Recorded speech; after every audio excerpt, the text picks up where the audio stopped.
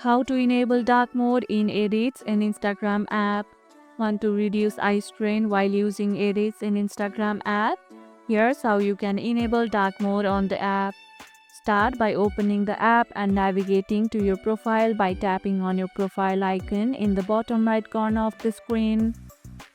Next, tap on the three horizontal lines in the top left corner to open the menu. Then look for Settings at the bottom and tap on it. Once in the Settings menu, find the Appearance option and tap on it. You'll see the option to switch between light mode and dark mode. Select dark mode and the app interface will immediately switch to dark. Dark mode can save battery life on OLED screens and it's much easier on your eyes. Do you prefer dark mode or light mode? Let me know in the comments below.